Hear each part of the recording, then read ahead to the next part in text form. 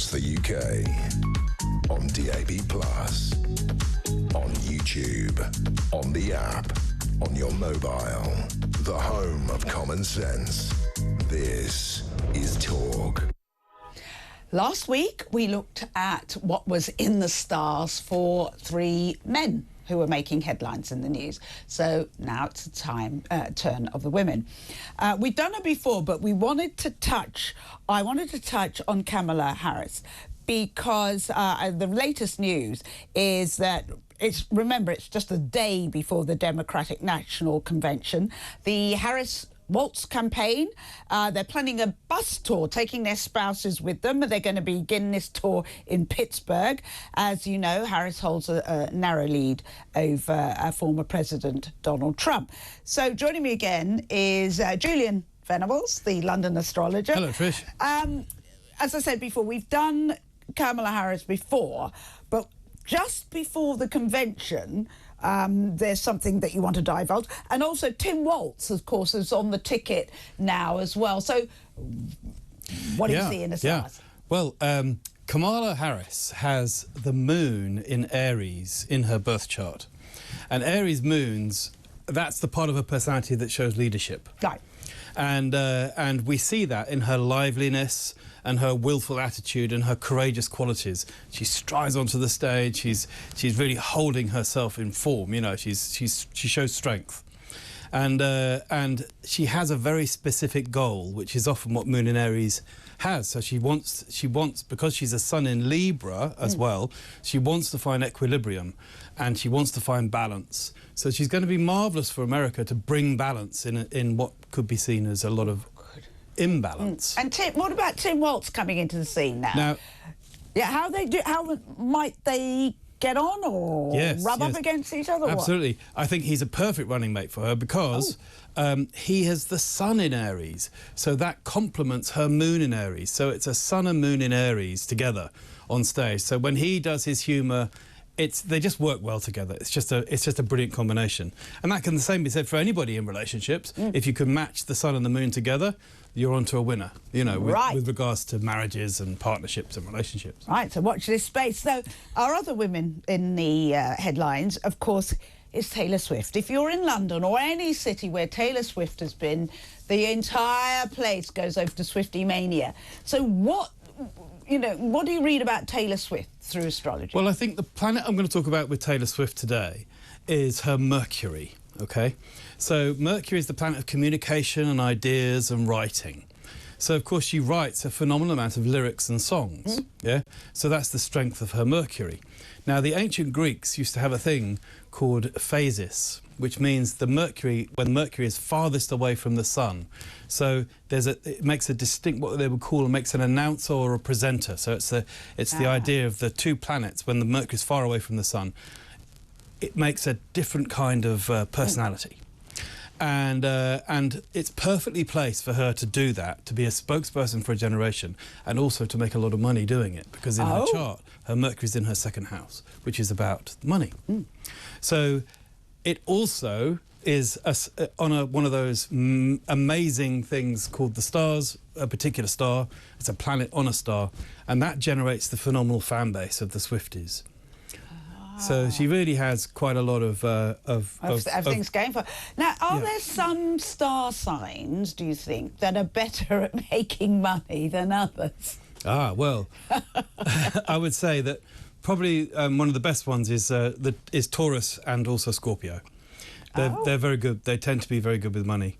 But so do Leo and so do Aquarius, actually. And who are the worst at making money? Well...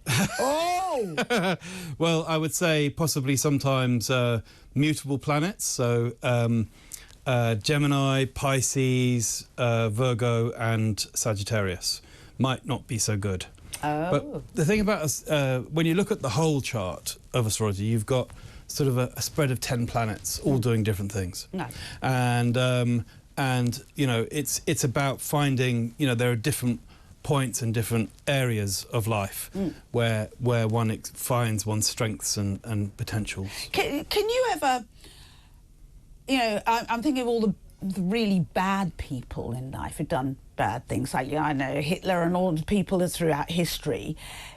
Is there any similarity within the makeups of people? Because we were saying about there's a similarity in people that make a lot of money, for instance. I'm just wondering, is there a similarity in people who become, you know, dictators or something like that? You know, are there? Have you ever looked at them to see if there are similarities in both good things and bad things? Well, there are. You know, everyone's unique. Everyone is completely unique, and no two people are the same. And I think it's how our life direction, what directions we move in our lives, that then create our decisions and our paths. So I think as people move forward, the situations that the people find themselves in then add to them becoming who they can be. So you could have a star sign or combination, which makes you a great orator, makes you good at convincing people and all that sort of thing. And your life experiences might make you, I don't know, a Nelson Mandela or somebody who's really horrible. So, you know, using those, it's about using qualities either for good or for bad, I guess. Yes, I think it is. Yeah. And but generally speaking, it's the astrology doesn't show whether people are good or bad. No. It shows it's more of an inner set of understanding oneself. Okay. And lots of potentiality. So talking about people who've been in the news, JK Rowling, of course, has not been far from the headlines over the past few weeks, I'd say. What do you see in her stars? And wasn't she once involved in astrology herself? Well, yes. There is a very interesting story that on an Antiques Roadshow program. Right. A lady came with a horoscope that JK Rowling had cast for her, and it was all done in handwritten and beautifully painted. And it was done in sort of 1994. I was going to say pre-Harry Potter. Yeah, pre-Harry Potter, yeah. Right. And so that she'd learnt a lot of astrology. To get that far, to be able to cast horoscopes, she'd learnt a lot. And that's interesting. Yeah. You don't think of her like that. So, I mean, what do you see in her, horoscope?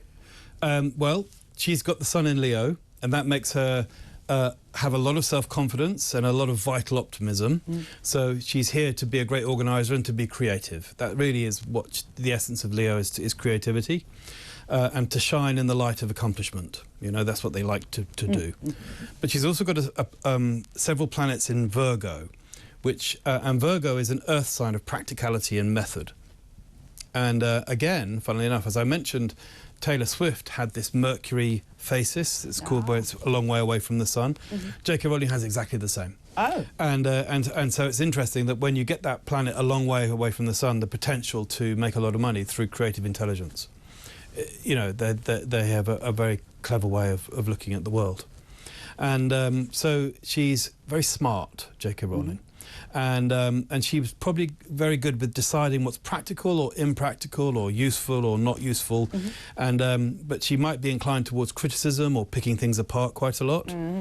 And I didn't say anything. But she's got a very special star as well. It's called Regulus, which is the heart of the lion. So it kind of goes with her sun in Leo, and that brings about strength, courage, authority, high positions of power, and you know, it's just like a sort of a star that gives an overview of life.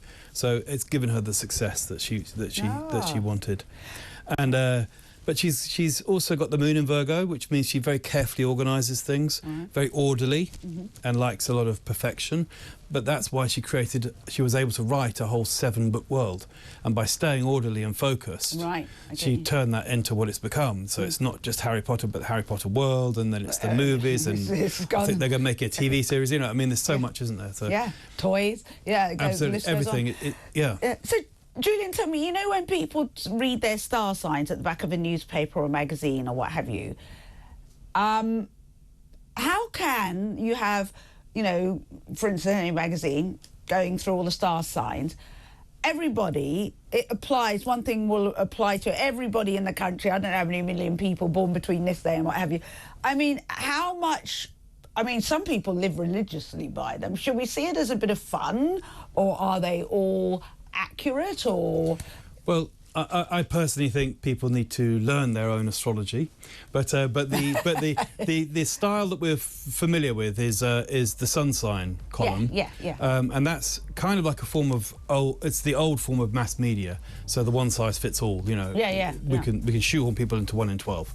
You know, that was but now we have social media, and everyone's got a profile on you know, then the astrology can change a little bit to suit people more personally.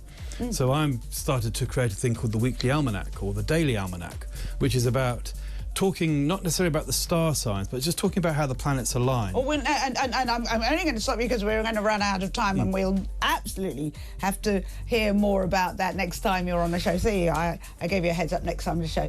Isla Nones, Carla Battisti, Matt Thornton, Shawla Ope, Ala Tashay, and Faith Eden, Laura Knightley, thank you.